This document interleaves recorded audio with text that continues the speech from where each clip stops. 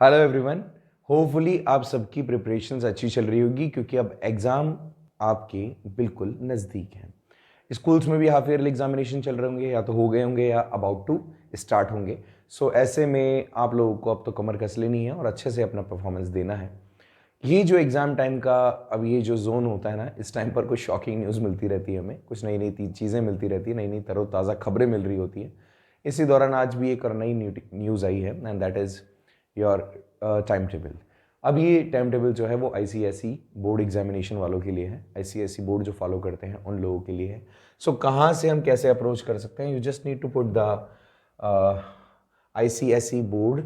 जब आप Google search करते हैं तो फर्स्ट जो इनकी ऑफिशियल वेबसाइट है विच इज़ www.cisce.org। जब इस पर आप जाते हैं और क्लिक करते हैं तो you will find such screen.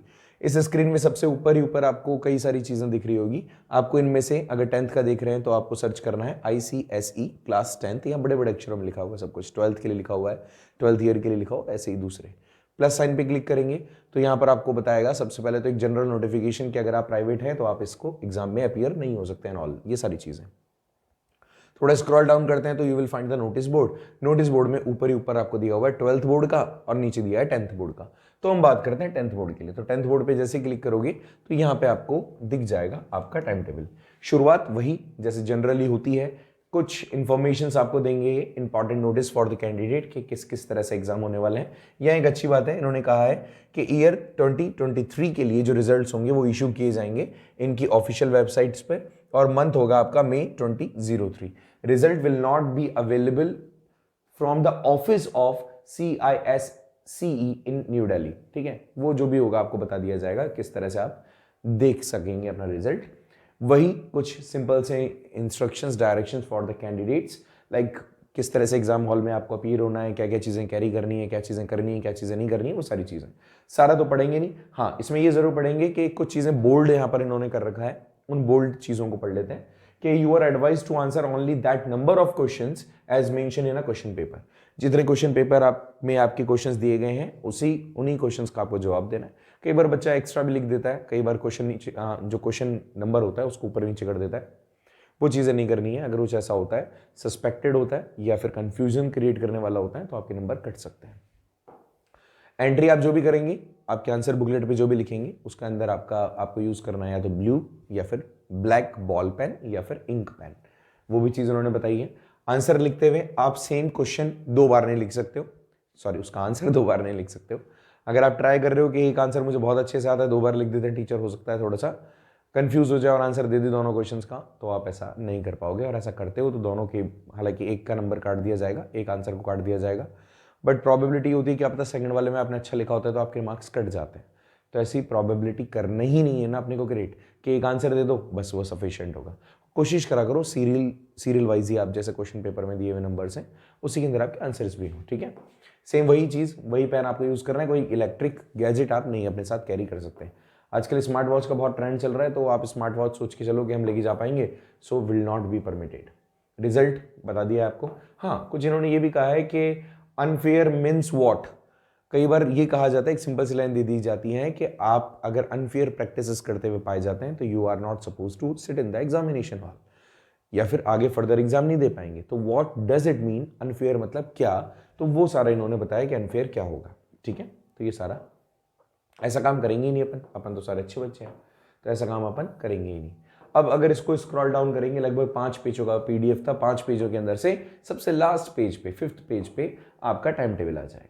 ये आपका आईसीएसई 2023 के लिए 10th बोर्ड एग्जामिनेशन का टाइम टेबल है। और exam starts from 27 February.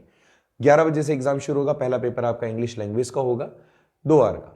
Wednesday को आपका फर्स्ट पेपर होगा इंग्लिश लिटरेचर का। डिपेंड करता है आपने कौन कौन से सब्जेक्ट चूज किए हैं, पूरी लिस्ट है, ओवरऑल सारे सब्जेक्ट इसमें इंक्लूडेड है।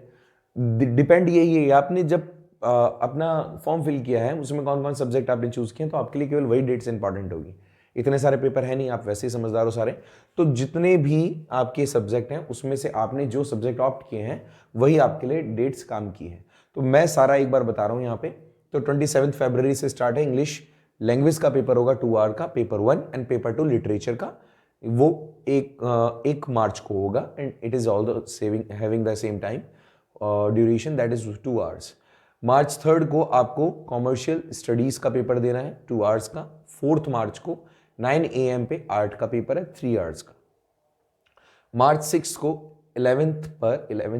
11 o'clock you will have to give the paper of history and civics 2 hour। 10th मार्च को मैथमेटिक्स का पेपर होगा 2.5 घंटे का, हाफ एन आवर एक्स्ट्रा आपको मिल जाएगा इसमें। फिर 11th मार्च को आर्ट का पेपर होगा सेकंड 3 आवर्स का। 13th मार्च को ज्योग्राफी का पेपर होगा। 14th को आपका एनवायरमेंटल साइंस का पेपर होगा 2 आवर का, ये वाला अच्छा है। मार्च 15 इंग्लिश लैंग्वेज के बाद में सेकंड आपके लिए जो भी लैंग्वेजेस हैं उनमें से आपने जो भी चूज किया है वो पेपर होगा। ये एडिशनल लैंग्वेजेस हैं, ठीक है, हिंदी इसमें नहीं है, हिंदी का पेपर बाद में होगा। अगर आपने कोई फॉरेन लैंग्वेज ले रखा है तो फॉरेन लैंग्वेज का पेपर भी इन्होंने बता दिया, वो फॉरेन लैंग्वेज भी आपको 15th मार्च को देना है, ठीक है। अगर आपने ये इनमें से कोई चूज किया या इनमें से चूज किया है तो वो कब होगा, तो 15th मार्च को 3 आवर का पेपर होगा।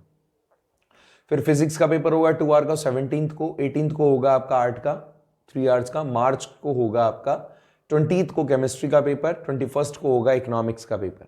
बहुत सारे बच्चों ने इकोनॉमिक्स लिया हुआ होता है तो ये वाला पेपर और थोड़ा सा टफ भी आता है, ये याद रखना, क्योंकि काफ़ी चीज़ें डिटेल में पूछी जाती हैं एंड प्रैक्टिकल क्वेश्चन काफ़ी होते हैं 10th क्लास के अंदर इकोनॉमिक्स के अंदर इस बोर्ड में, तो थोड़ा सा ध्यान रखें। 2 आवर का पेपर होगा। 23rd को आपके दूसरे जो एडिशनल आर्ट वाला कंसेप्ट है, लाइक म्यूजिक हो गया, योगा हो गया, ऑल दूसरी चीज़ें, उन सब का पेपर 23rd मार्च को होगा 2 आवर का। लेकिन अगर आपके पास टेक्निकली ड्राइंग एप्लीकेशंस का सब्जेक्ट है then you need to give your 3 hours for proving कि आपने बहुत अच्छे से पढ़ा है। 24th मार्च को आपको फ्रेंच या फिर संस्कृत का होगा 2 आवर का। 25th मार्च को होगा आपका आर्ट का पेपर। 27th को हिंदी का पेपर और 29th मार्च को होगा आपका बायोलॉजी का पेपर। मई के अंदर आपका रिजल्ट आ जाएगा, ये बात ऑलरेडी हमने डिसाइड कर ली, बता दी, मतलब इन्होंने डिसाइड कर ली। 15 मिनट पहले आपको दिए जाएंगे कि आप अच्छे से पेपर को पढ़ सकें और 11 बजे आपको आंसर बुकलेट पे आंसर लिखने की परमिशन दे दी जाएगी। तो ये ओवरऑल एक सिनेरियो था, ओवरऑल एक टाइम टेबल था जो आपको दिया गया है अबाउट योर पेपर। इसके अंदर आप सारे डेट्स जो भी आपके सब्जेक्ट हैं उनमें से आप अपनी डेट को सॉर्ट कर सकते हैं और अपना खुद का टाइम टेबल बना करके एक प्लान बना सकते हैं कि आप कैसे प्रिपेयर करेंगे। इसी तरीके से दूसरे जो बोर्ड्स हैं वो भी अपना टाइम टेबल इशू करेंगे बहुत जल्दी ही। CBSE हो चाहे बोर्ड स्टेट बोर्ड एग्जाम्स हो, बहुत जल्दी आपको अपना टाइम टेबल इशू कर देंगे। उस टाइम टेबल को देखें, उसके हिसाब से प्लान बनाएं, क्योंकि टाइम बहुत शॉर्ट रहेगा आपके पास बिटवीन द पेपर्स। अगर आप ये सोच के बैठेंगे कि बिल्कुल 11th आवर पे जाकर के आप अपनी प्रिपरेशन करेंगे तो that would not be fruitful. अभी से आपको ये जो टाइम आ रहा है ना, इसको रिवीजन के लिए रखो। बीच में गैप आता है तो just for that just was for the revision, है ना, आप उसको प्रिपेयर नहीं कर सकते उस टाइम पर। So you need to make a plan जिसके बिहाफ पे आप अपने जो सिलेबस है उसको बहुत जल्दी कंप्लीट कर पाए। आई पर्सनली सजेस्ट यू कि जैन लास्ट तक आप इसको कंप्लीट कर लें अपने सिलेबस को। एंड फेब्रवरी वाला जो मंथ है, CBSE वाले बच्चे जितने भी हैं वो फेब्रवरी वाला मंथ केवल रिवीजन के लिए रखें या डाउट्स के लिए रखें। और प्लान ऐसा होना चाहिए कि आपके पास में हर दिन हर सब्जेक्ट को देने के लिए इक्वल टाइम हो, क्योंकि सबका वेटेज इक्वल होता है एग्जाम्स में। वो अलग बात होती है कि कुछ सब्जेक्ट्स आपके फेवरेट होते हैं और कुछ आपको बोरिंग लगते हैं, लेकिन क्योंकि हमें रिजल्ट पे फोकस करना है तो रिजल्ट के लिए ज़रूरी है कि आप अच्छे से सभी को प्रॉपर इक्वल टाइम दे सकें, so that you can have the good results. Okay, so wishing the best luck and आप अच्छा करें। कहीं प्रॉब्लम अगर आपको लगती है, डाउट्स लगते हैं, तो we are here to solve that. So thank you for watching this video. मिलते हैं नेक्स्ट वीडियो में with a new information. Thank you so much.